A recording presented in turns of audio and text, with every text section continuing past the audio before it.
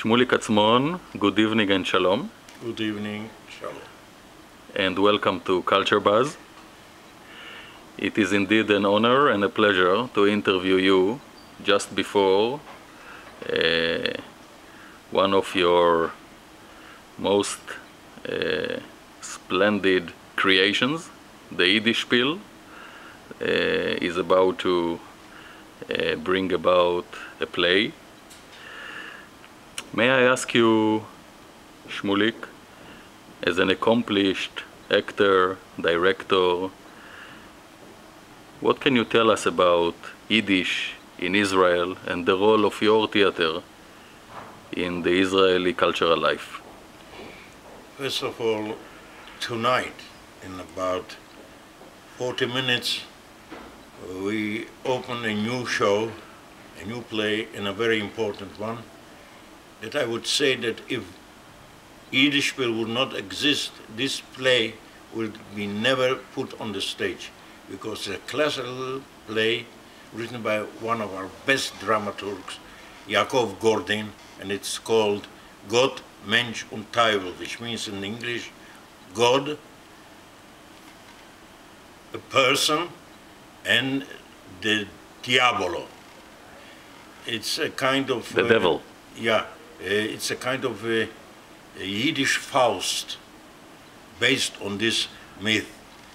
And I'm very proud to tell you that when we started this theater 23 years ago, everyone thought that Yiddish is disappearing in Israel. Yiddish will not be going on more. I, being an optimist, being one who survived the Holocaust, always believe, and believe till now, that Yiddish was the soul of this big tragedy, because people who went to the chimney spoke Yiddish between them.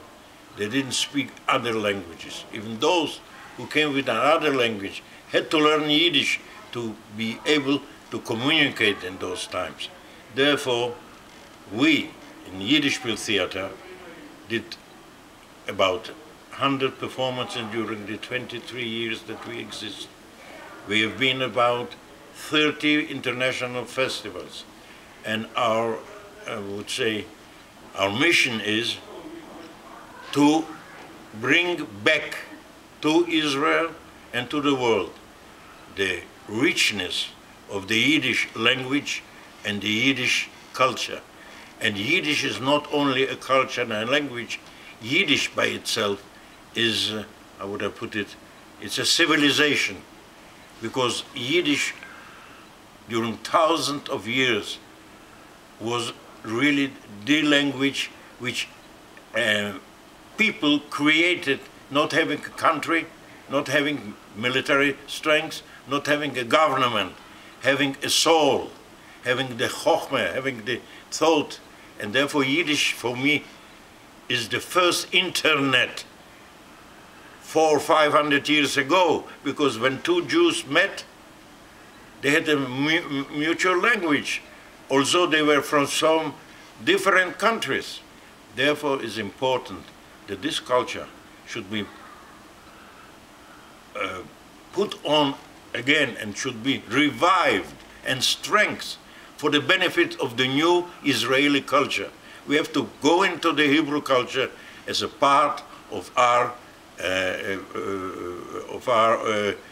how you say, how would I say it, avar, Past. of our past, because I believe, and this is not my thought, those are the thoughts of Bernard Shaw, a pupil who don't remember his past and not living his past in present has no future. Mm-hmm. And I think that the Israeli culture has to have a future enriched by Yiddish.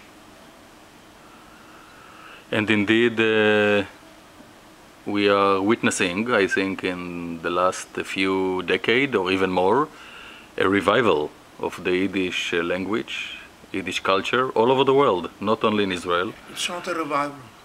It comes back. They wanted to cover it. You know, this is the only culture and the only language which had 3 enemies. The first enemy was Hitler. The second was Stalin.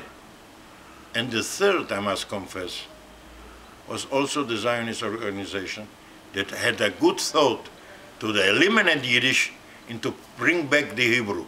Now that Hebrew is strong enough, it's about time that Yiddish should come up and say, yes, here we are again. So it's basically, according to you, it's a matter of having sufficient self-confidence for Israel in order to acknowledge the importance of Yiddish and go back into making it live again. Yeah, absolutely. I think it's not only, it's the due of the Israel. Israel culture should develop more and more Yiddish plays, I would say. Do you know how many Yiddish plays were gone with the wind? And how many plays, when I'm sitting in my office, I look on the library in Sholem Ash and Sholem Aleichem and Itzik Manger and all those beautiful... Mendele Mocher Sfarim? Mendele Mocher Sfarim and Jacob Gordon. Speak to me. Bring us on the stage. If not you, nobody will do it. And Shmulik, unfortunately. I'm listening to you, and it's very apparent to me that you are quite optimistic about this revival. I'm always optimistic, but I always say with optimism is not enough. I think that we should do everything, that also our government and our Minister of Culture should put in more efforts, economical efforts, media efforts, to enlarge the audiences, to bring them something which is like, I would say, balsam for this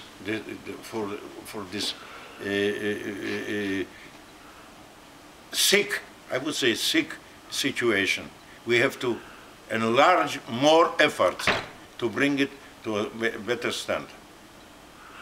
And I can't think of anybody better than yourself to actually embody this wonderful coexistence between Jewishness and its language for hundreds of years, if not more, and then coming to Israel, surviving the Holocaust, joining Palmach. Yes. And I remember from what I've read, unfortunately I'm not that old, that you were part of this fantastic group called the Three Shmuliks. Not only I was the initiator of it, even better, and the creator of it, and the Three Shmuliks. That's true. This actually was the the stone. The cornerstone. The cornerstone of Yiddishpiel. Okay. Without this, I would not be so meshuge for this, because I understood then how important and how people expect this to come back to them. So we did it with the Three Shmuliks.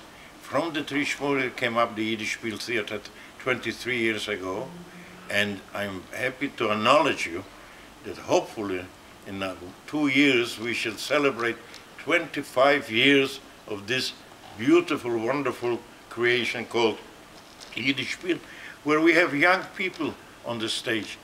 People who didn't speak Yiddish fell in love with Yiddish, and they want to play Yiddish, and how they play. So it's important to say that Yiddishpiel, except being a good quality theater, has also a mission to remind everyone what a kind of culture we have in our past, and we have to use it now for the future. So for you, Shmulik, Yiddish, both language and culture, and maybe we can speak also a little bit about Yiddish mentality, is part, a very important part of the Israeli DNA. More than this, everyone, I came to this country trying to be a tzabra. I did all what I could have done. And I had a very good language, Hebrew. I knew Hebrew before I came here. I even was a teacher of Hebrew to the people whom I met outside. And I did everything to whip out my galut, to whip out my past. I couldn't. When I became 50, I understood that in deep of me is a tradition of Yiddishkeit, a tradition of a Jewish home, a tradition of a Jewish language, a tradition. It makes my soul richer than something new, which was a sabre. To create a new person. It's okay for me. I couldn't be recreated. So in my old age, I'm going back to my roots, and I'm staying there because this helps me not to fall down. Shmulik, you mentioned your old age. I must say that listening to you and to your passion, you sound like a very young person. My passion is for Yiddish. And I would like to thank you very much and to wish you all the best. And let's have another interview in 2 years when your Yiddishpiel, the theater, is celebrating 25 years. With pleasure, with pleasure. And go tonight, enjoy the premiere. Absolutely, I won't miss it for the world. Thank you very much. Thank you.